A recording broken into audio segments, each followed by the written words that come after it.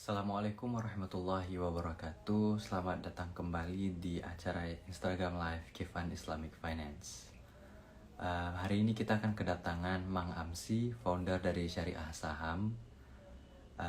Tapi sebelum itu mungkin ada sedikit pergeseran jadwal waktu dari yang sebelumnya sudah kita sepakati. Kebetulan Mang Amsi sedang mengisi kajian di sebuah pengajian, dan nanti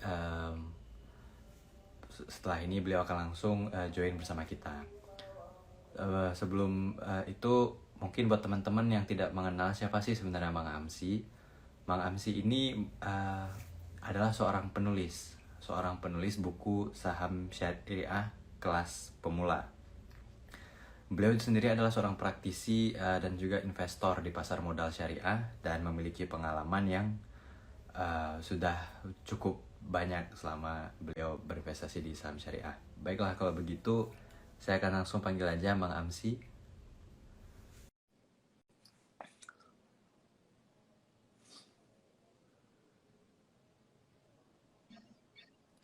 Assalamualaikum, Mang. Waalaikumsalam, Mas. Mas Akram ya? Iya, baik, Mang Assalamualaikum. Amsi. Sebelumnya terima kasih Mas sudah bersedia untuk join bersama kita pada malam hari ini. Sama-sama, Mas. Saya harap suara saya nggak ada terdengar dengan jelas ya, Mas. Jelas. Kalau suara saya gimana, Mas? Jelas banget sih, Mas. Jelas banget. Jelas, jelas. Baik, Mang Amsi, mungkin Oke. kita ingin memperkenalkan dulu nih, Mang Amsi ini siapa sih? Kenapa dipanggil Mang Amsi? Oke. Terima kasih, Mas Akram ya ini ya. Ya, Oke, salam kenal, Mas. salam kenal, Mas. Salam kenal juga buat Kaivan, itu sangat inspiratif juga konten-kontennya buat anak-anak muda yang mau belajar investasi ya, terutama investasi syariah. Jadi sebagai perkenalan buat teman-teman Kaivan, nama saya Asep M. Saiful Islam sebenarnya. Namanya Asep Muhammad Saiful Islam. Tapi karena namanya terlalu panjang, akhirnya diambillah masing-masing inisialnya. Dan kebetulan bisa dieja gitu. Jadi A, Asep, M, SI gitu ya. Amsi kan. Nah, jadilah Amsi. Kemudian karena saya orang Sunda, ya orang Sunda dan familiarnya itu pakai Mang. Jadi Mang itu sangat egaliter, sangat apa namanya, mulai dari tukang cilok sampai pejabat juga biasanya menggunakan Mang. Itu lebih akrab begitu biasanya. Kalau di Amerika ada Uncle Sam kan seperti itu. Kalau di sini ada Mang Amsi kan seperti itu. Baik, Mas. Berarti itu perkenalannya. Saya sebenarnya dulu pernah ini ya, Mas, mendapatkan amanah untuk mendistribusikan buku Mang Amsi yang Saham Syariah Oh, kelas alhamdulillah. pemula. Jadi ada kebetulan Oh, salah satu followers kita yang memberikan buku tersebut dan mengatakan tolong dibikinin giveaway nih untuk teman-teman Kevan. Jadinya kita memberikan itu sebagai hadiah giveaway sih, Mas. Jadi mungkin malam ini Mang Hamsi, kita akan berbicara tentang saham syariah, terutama seperti judul yang udah kita sepakati bersama, tentang rasio hutang pada emiten saham syariah itu ya, Mas. Tapi oke. sebelum itu nih, Mas, saya ingin bertanya sih, Mang Amsi ini udah dari kapan sih, Mas, berinvestasi di pasar modal syariah? Oke, terima Bagaimana kasih cerita? Mas. Jadi, kalau untuk investasi di pasar modal syariah itu sendiri sebenarnya sih belum lama ya, baru mungkin sekitar sekarang itu tahun ke-15 ya. Jadi 2007 itu mulai mulai mulai masuk di pasar modal ya. 2007 itu mulai masuk di pasar modal, saya coba semua instrumen dari mulai unit link, kemudian reksadana, kemudian juga emas waktu itu dan terakhir ya deposito ya, kemudian terakhir di saham. Nah, jadi memang dari sejarahnya di produk syariah. Jadi waktu itu memang belum ada, tapi saya sudah biasa atau sudah berinvestasi di instrumen yang memang sudah syariah. Misalnya unit link syariah gitu, reksadananya reksadana syariah. Nah kebetulan pas saya masuk beberapa bulan setelah itu dulu Bapepam namanya, bukan OJK ya, sekarang kan OJK. Dulu Bapepam LK sama DSN MUI itu menerbitkan daftar efek syariah. Jadi DES pertama itu tahun 2007. Nah, daftar efek syariah ini yang akhirnya melandasi lahirnya Indeks Saham Syariah Indonesia 4 tahun kemudian, 2011. Jadi sebelum ada Indeks Saham Syariah Indonesia, itu didahului dengan daftar efek syariah di 2007. Jauh sebelum itu, di tahun 2000, itu ada Jakarta Islamic Index atau JI. Jadi sebenarnya saham syariah itu sudah ada sejak tahun 2000-an. Gitu. Nah, jadi ketika saya masuk pun saya hanya concern di saham-saham JI waktu itu, Jakarta Islamic Index, atau yang masuk daftar efek syariah. Gitu. Dan sampai hari ini, kalau sekarang sudah dipermudah lagi, karena indeks syariah sudah ada 4 kan, JI yang 30 isinya, kemudian ISI, Indeks Saham Syariah Indonesia, kemudian JI 70, itu 2018 rilisnya, dan terakhir tahun 2021 kemarin ada IDX MES BUMN 17. IDX MES BUMN 17. Jadi IDX khusus BUMN yang syariah dan itu dibuatnya oleh masyarakat ekonomi syariah. Kebetulan saya pun aktif di MES tersebut. Begitu, Mas. Baik, Mas. Mas, saya ingin menggali lebih dalam lagi nih, ketika Mas Amsi pertama kali, Mang Amsi untuk pertama kali berinvestasi di saham syariah. Itu kalau saya kemarin sedikit mengulik nih backgroundnya Mang Amsi, pada waktu pertama kali untuk Mang Amsi berinvestasi di saham syariah itu, Mang Amsi berprofesi sebagai seorang guru. Dan Ya. Mang Amsi sendiri bukan tinggal di Jakarta, tapi di sebuah kota yang mungkin jauh dari hiruk pikuk ataupun pusat industri keuangan. Itu bagaimana sih Mas ceritanya seorang guru bisa menjadi seorang investor saham? Oke, mungkin karena tersesat ya, itu ya sih lebih tepatnya. Jadi karena sih awalnya pertama kali saya sadar itu saya kan guru ya dan diangkat, maksudnya saya ASN ya, PNS dulu. Sekarang ASN kan dulu PNS. Jadi waktu itu saya melihat fenomena karena orang tua saya juga guru dan waktu itu sedang mengajukan pensiun dini, pensiun muda waktu itu, ayah ibu saya. Nah, ketika pensiun itu saya melihat fenomena yang unik gitu. Jadi ternyata banyak pensiunan guru itu yang, mohon maaf ya, waktu itu ya kurang menikmati masa tuanya. Dan ini apa sih akarnya gitu. Akhirnya saya pelajari, terus saya baca artikel gitu. Ternyata memang pengelolaan keuangan atau perencanaan keuangannya memang tidak begitu terencana, mungkin seperti itu. Nah, akhirnya saya belajar banyak tentang perencanaan keuangan keluarga, kemudian belajar juga tentang mengatur pengeluaran, akhirnya sampai masuk ke instrumen investasi. Jadi, kalau kita mengandalkan gaji kan ya gaji segitu-gitunya gitu. Jadi harus ada sesuatu yang kita sisihkan untuk membeli mimpi di masa depan dan itu masuknya lewat investasi. Nah, waktu tahun 2007 informasi tentang itu kan terbatas, apalagi saya kan tinggal di kampung, Mas Akram, ngajarnya di gunung. Jadi dari saya ke sekolah itu 70-an kilo. Kalau dari kota sekitar 80 kilo lebih ya, dan itu jalannya ke hutan. Makanya saya sering bilang dari Belantara untuk Nusantara gitu. Seperti itu. Nah, keterbatasan informasi itu tidak menghalangi saya untuk belajar. Jadi kalau teman-teman sekarang generasi Z, milenial itu tinggal buka HP langsung ada informasi. Zaman saya itu paling pakai Google gitu. Bacanya Google kemudian di print, dibaca gitu.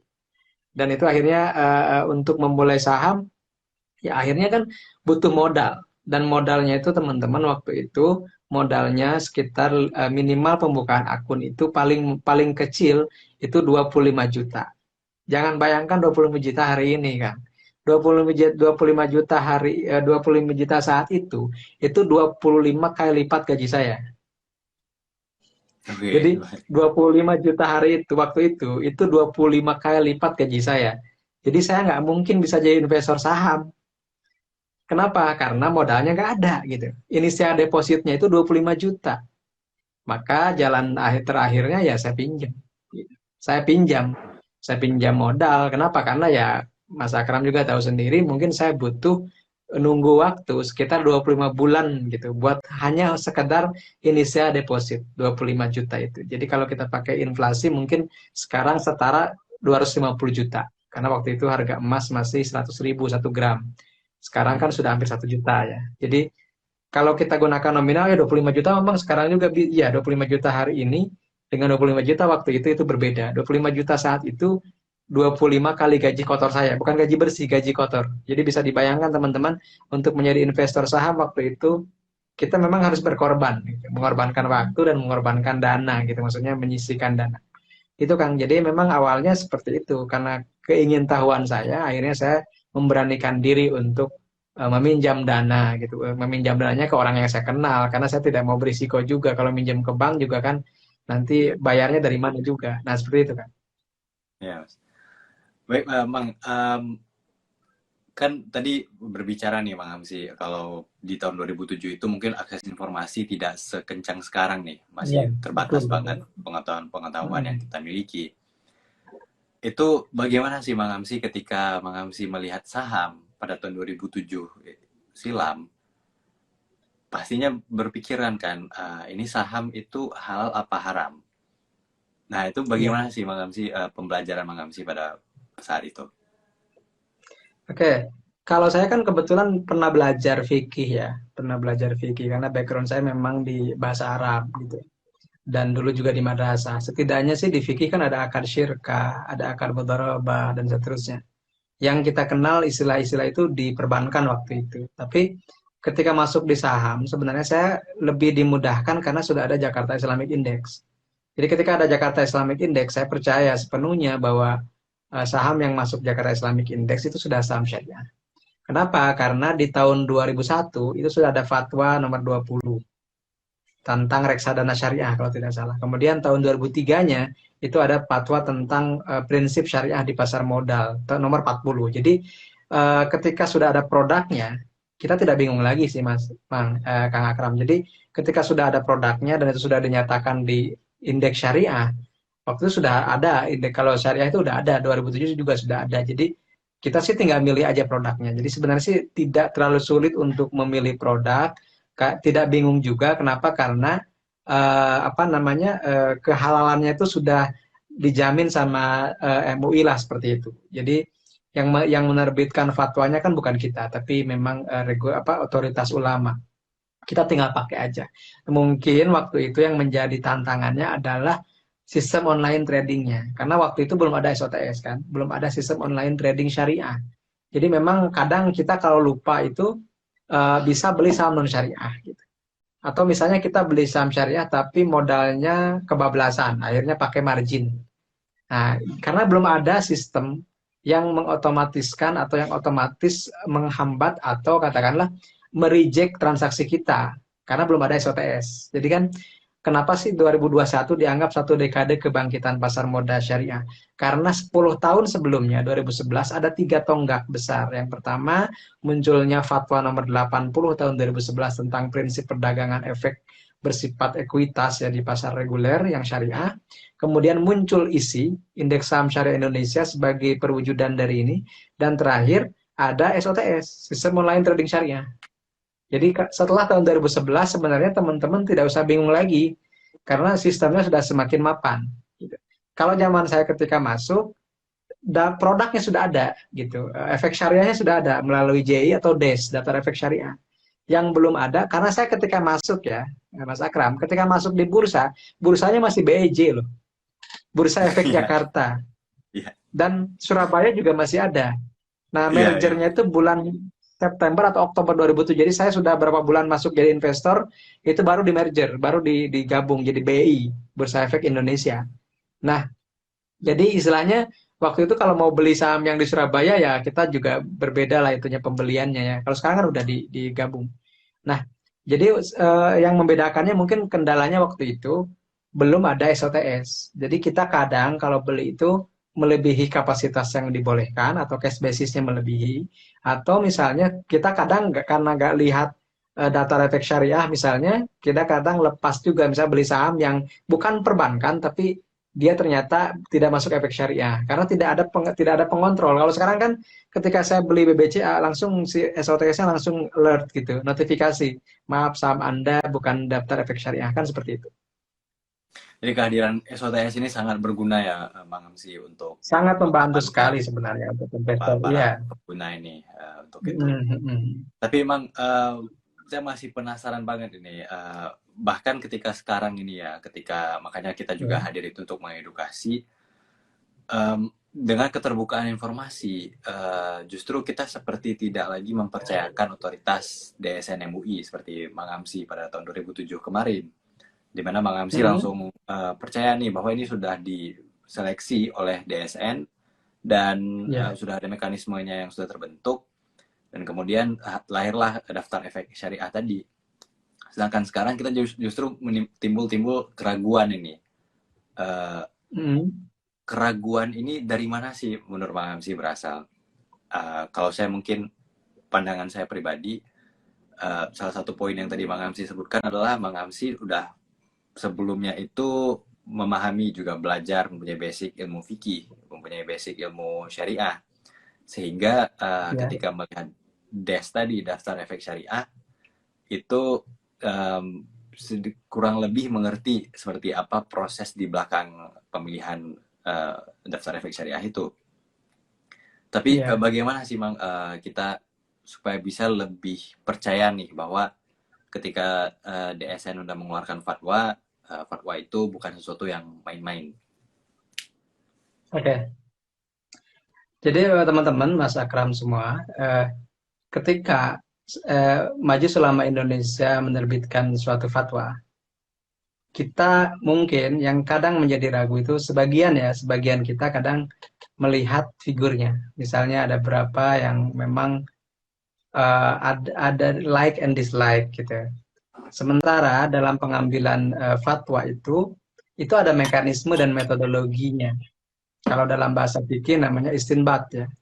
Jadi metode istinbat itu tidak sembarangan. Itu saya bukan ahli fikih ya, teman-teman. Sebenarnya saya tidak punya kapasitas untuk menjawab itu. Jadi meskipun saya pernah pesantren, saya paham bahasa Arab, saya lulus dari bahasa Arab, bahkan magister pun bahasa Arab gitu. Meskipun saya nggak bisa ngomong bahasa Arab lancar ya, tapi setidaknya kalau baca teks Arab saya bisa menerjemahkan seperti itu. Nah, saya pun tidak bisa mengambil saya pun tidak bisa menulis fatwa. Karena keilmuan fikih saya, keilmuan jurisprudensi Islam saya, fikih muamalah saya sangat minim. Nah, disitulah saya butuh peran DSN, Dewan Syariah Nasional Majelis Ulama Indonesia.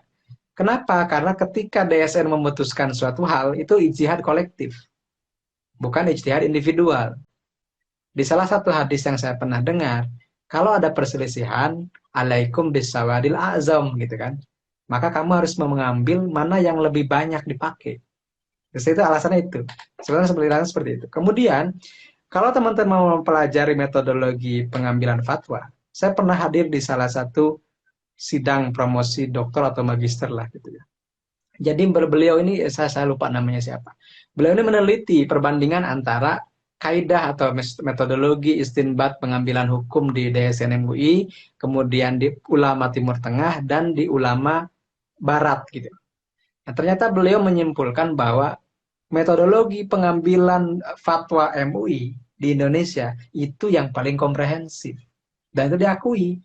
Kenapa? Kalau Mas Akram lengkap baca satu fatwa dari MUI, maka di situ ada misalnya definisinya apa dulu di atas itu definisi-definisi yang akan dibahas di fatwa tersebut.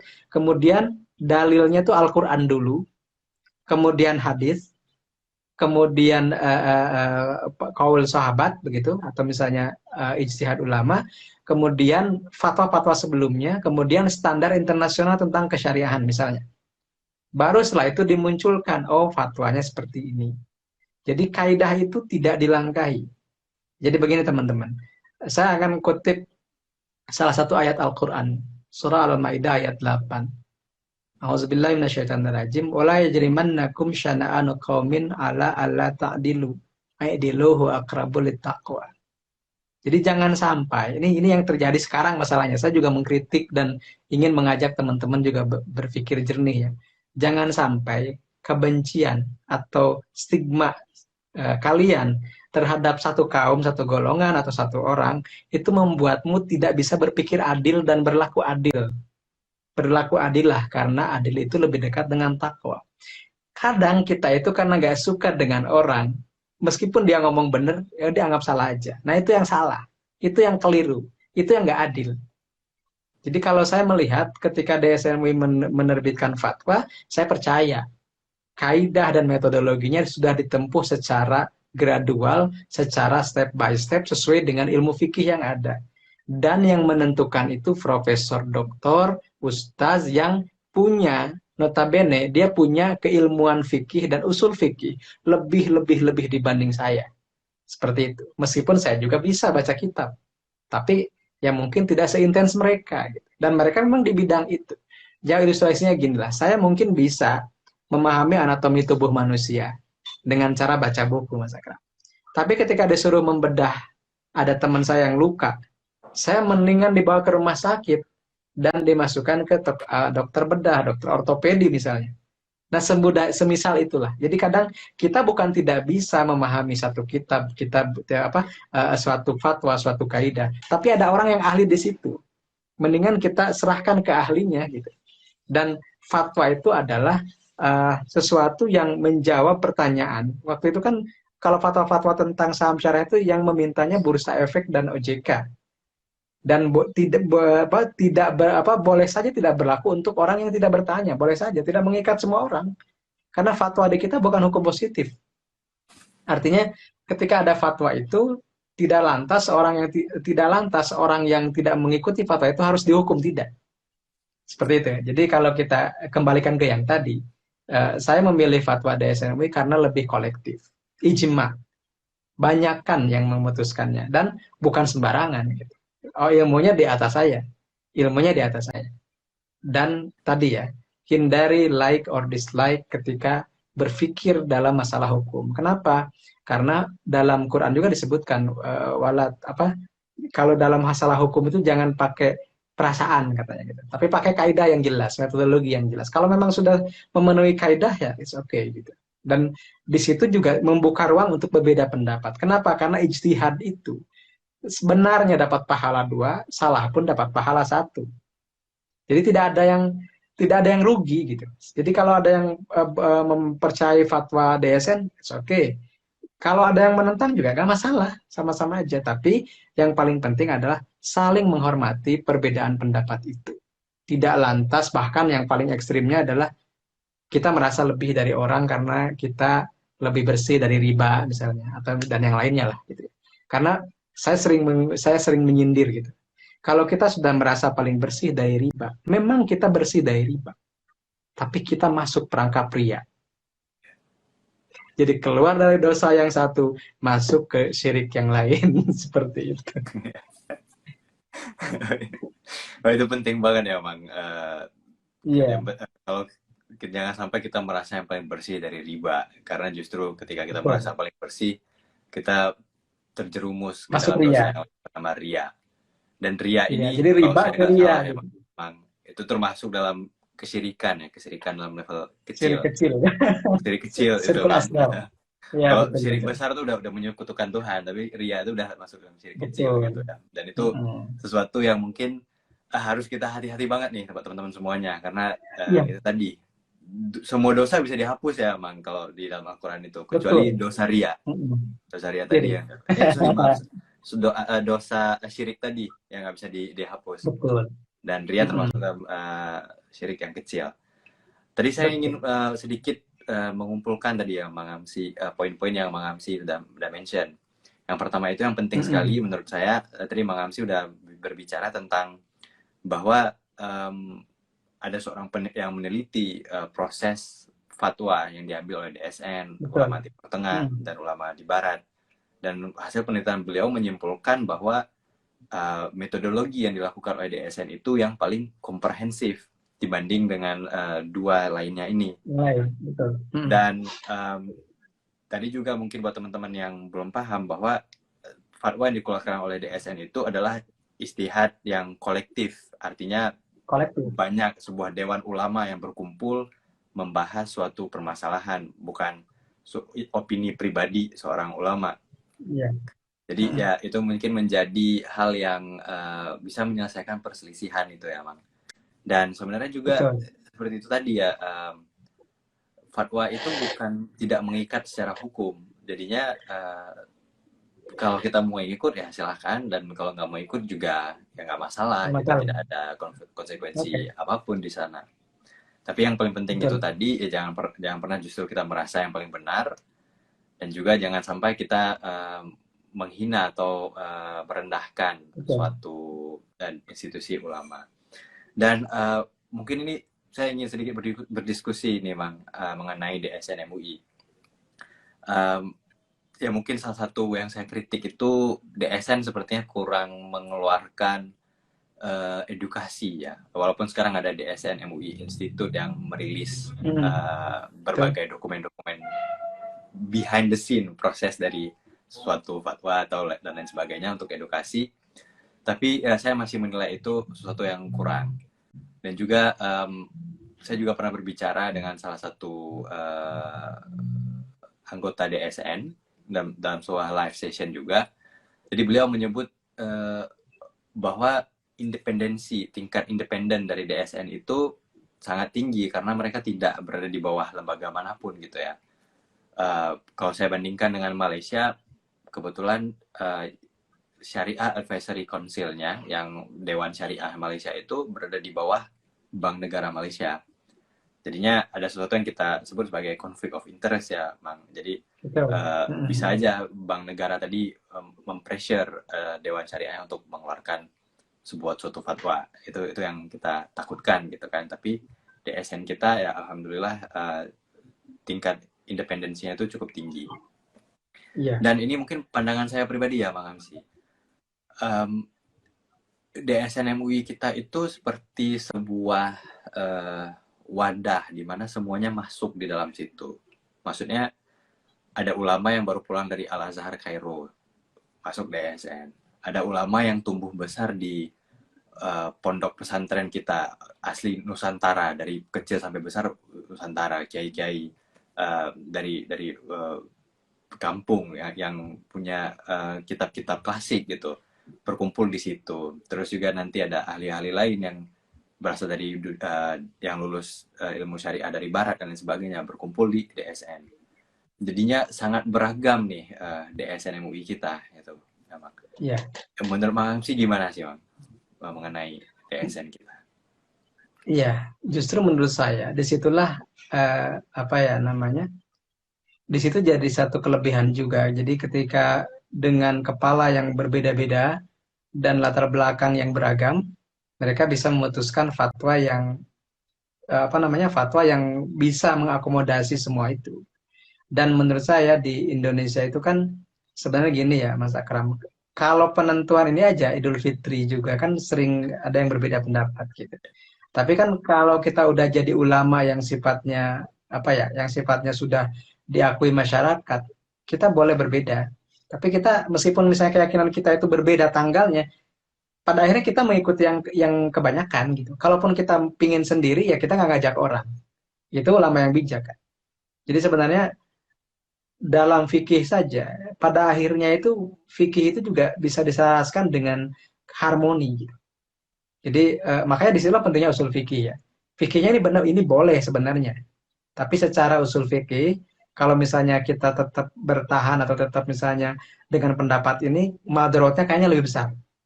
Maka kita pilih yang lebih apa kan ada kaidah usul fikih ya. Yeah. Jika ada bertemu dua kemadaratan gitu kan, maka diteliti, ditelaah mana yang paling ringan madaratnya untuk diambil mana yang paling ringan madaratnya. Jadi usul fikih itu metodologi, fikih itu produk. Nah kadang orang itu berdebat di produk, bukan di metodologi. Karena ketika di metodologi, yang ngedebatnya bisa damai semua. Semuanya boleh gitu. Dengan syarat seperti ini, dengan syarat seperti ini kan seperti itu. Pada akhir tapi yang di grassroots itu yang rame itu biasanya produknya. Maka bagi saya pribadi tidak cukup berhenti sekedar fikih, tapi juga harus usul fikih bahkan kesananya tasawuf gitu. Hikmah, kebijaksanaan. Itu yang lebih penting. Kebetulan kalau malam Senin itu saya ngebahas akhir surat Baqarah dan ayat terpanjang di Al-Baqarah di Al-Qur'an bahkan itu kan bicara tentang utang piutang ya, Kang. Ya. Apa yang menarik bagi saya? Bukan masalah aturan utang piutang itu udah sangat rinci dan teknis, tapi di ujung ayatnya itu yang menginspirasi saya dan saya semakin yakin. Ayatnya begini, wattaqullah wa yu'allimukumullah. Bertakwalah kamu kepada Allah, maka Allah niscaya akan mengajari kamu. Bayangkan, kalau saya ini sebagai ahli, bukan ahli ya, saya sebagai pemerhati bahasa ya. Jadi ayat itu konteksnya tentang utang piutang, tentang muamalah. Tapi di ujungnya itu tentang epistemologi. Bahwa ketakwaan itu bisa menjadi sumber pengetahuan, itu satu. Yang kedua, belajar ekonomi saja nggak cukup. Gue harus landasi dengan ketakwaan. Kenapa? Karena saya seolah membaca bahwa akan banyak hal yang terjadi dalam dunia ekonomi yang itu butuh ilmu langsung dari Allah, yang itu butuh pengetahuan yang apa namanya itu juga sesuatu yang harus digali terus. Yang mungkin zaman Nabi belum ada, bursa saham belum ada zaman Rasul. Valuta asing belum ada zaman Rasul, katakanlah seperti itu. Misalnya cryptocurrency itu belum ada zaman Rasul. Nah, makanya di akhir ayat tentang ayat terpanjang tentang ekonomi itu Allah menitipkan, menyisipkan pesan wattaqullah wa yu'allimukumullah. Bertakwalah kamu kepada Allah, niscaya Allah akan mengajari kamu. Jadi seolah-olah bahkan bakal banyak ilmu baru dalam bidang ekonomi yang ilmunya itu kadang tidak bisa dipelajari secara textbook. Ada sesuatu yang harus ini intuisi gitu. Ini adalah hasil perpaduan berbagai fatwa akhirnya muncul seperti ini. Saya memahaminya seperti itu. Baik, Bang Hamzi. Ini sepertinya kita tadi udah terlalu jauh ya, Bang. Udah dari saham syariah udah mengarah ke tasawuf, udah ke usul fikih, Efek udah kopea ini, fikih. efek kopea, efek Tapi peci justru ini. itu ya, Bang. Kadang saya Itu yang tuh jarang dibahas. sedikit, tapi kadang saya tuh sedikit kritikan dari saya juga gitu ya, melihat fenomena di masyarakat, terutama di level grassroots. Kita berbicara ekonomi syariah, tetapi ekonomi syariah yang kita bicarakan itu terputus dari ilmu keislaman tadi, terputus dari fikih, terputus dari usul fikih, terputus dari tasawuf, terputus dari tafsir dan lain sebagainya. Jadi bagi saya tuh jadi sebuah PR ya untuk bagaimana kita mengaitkan itu Betul. kembali ya, bahwa ekonomi syariah itu sebenarnya Yeah. tidak bisa lepas dari ilmu utama tadi nih, ilmu-ilmu keislaman tadi. Seperti yang Bang Hamsi sudah jelaskan ya. Jadi ini luar biasa sekali ya, Bang. Tadi kita juga udah sedikit belajar mengenai surah Al-Baqarah ayat paling panjang dalam Al-Quran tentang utang piutang. Betul. Yes.